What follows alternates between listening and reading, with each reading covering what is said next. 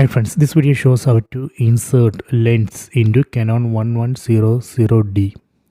So this is a Canon 1100D. So I will show you how to insert lens into this camera.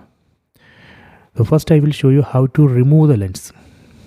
And here you can see one button. So this is the lens release button.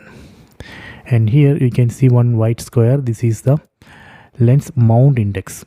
Okay, so if you want to remove this lens, first we have to press and hold this lens release button, then turn the lens like this. See, this way we can easily remove the lens. Then we can release the lens release button. Okay, so next I will show you how to insert this lens. And as I said, here you can see one white square on the lens, that is a lens mount index. Similar white square you can see here on the body.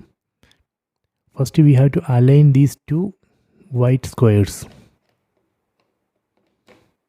Okay, then just turn the lens like this until we hear a tick sound. Okay, done. So this way we can easily insert the lens into Canon 1100D. Let me show it one more time. I'm going to remove it. Okay, then I am going to insert it.